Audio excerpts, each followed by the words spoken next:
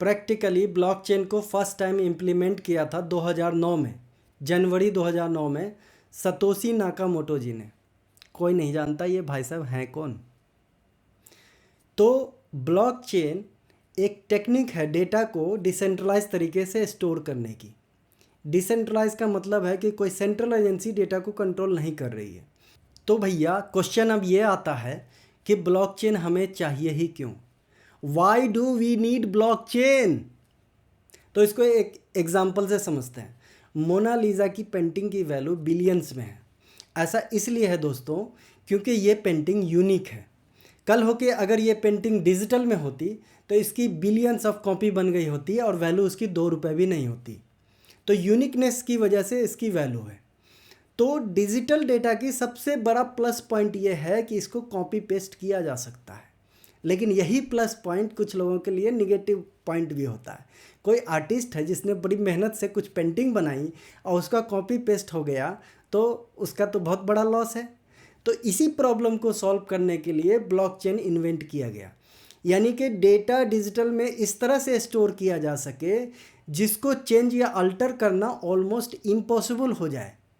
ठीक उसी तरह से सरकारी बही खाता की तरह, वो सरकारी बही खाता जिसको कभी चेंज नहीं किया जा सकता, वैसे ही। तो जैसा कि नाम से ही क्लियर है, ब्लॉकचेन ब्लॉक्स का चेन होता है, यानी कि डेटा का चेन होता है। पहली इन्फॉर्मेशन जो ब्लॉक में सेव होती है दैट इज़ डेटा।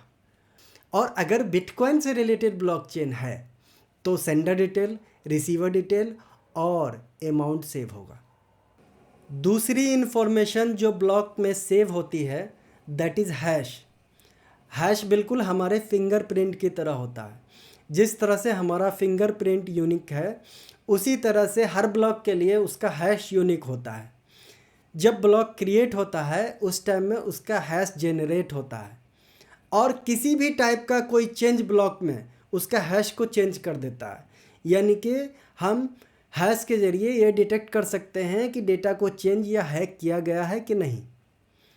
तीसरी इन्फॉर्मेशन जो ब्लॉकचेन में सेव होती है that is hash of previous block. इसी वजह से डेटा ब्लॉक का चेन बन जाता है क्योंकि अगले ब्लॉक में पिछले ब्लॉक का हैश सेव होता है। और यही चीज़ दोस्तों इसको बहुत ज़्यादा सिक्योर बनाता है, जिससे हम डेटा ब्लॉक की हिस्ट्री को ट्रैक कर पाते हैं। तो एग्जाम्पल के लिए यहाँ हमने 3 ब्लॉक का एक चेन लिया है। जैसा कि आप देख सकते हैं ब्लॉक 3 में ब्लॉक 2 का हैश सेव है, यानी कि ब्लॉक 3 ब्लॉक 2 को पॉइंट आउट कर रहा है।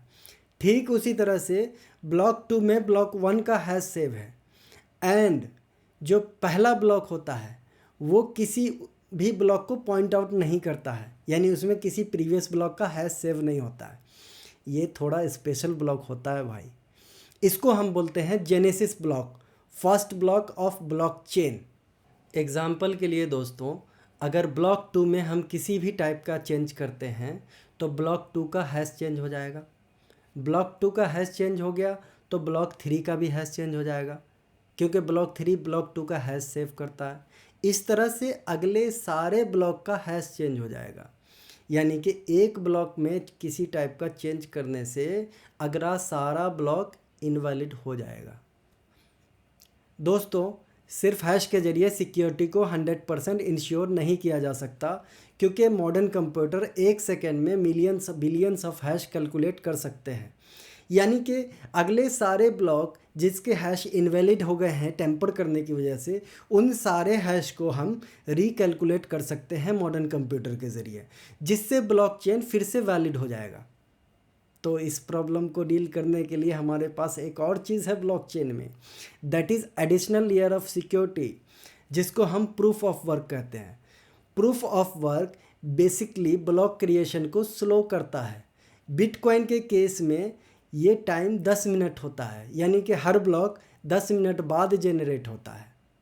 तो अगर किसी को हैक करना है तो बिटकॉइन के टोटल 2 करोड़ ब्लॉक्स हैं, यानी कि 10 मिनट के हिसाब से अगर कैलकुलेट करें तो सारे ब्लॉक का हैश को रिकैलकुलेट करने में 380 साल लगेंगे भाई।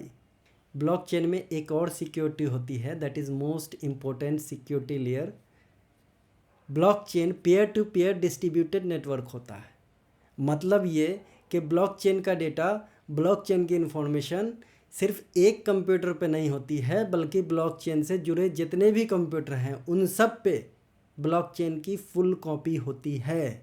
जब भी कोई नया ब्लॉक क्रिएट होता है तो इस ब्लॉक को नेटवर्क से जुड़े सारे कंप्यूटर के पास भेजा जाता है।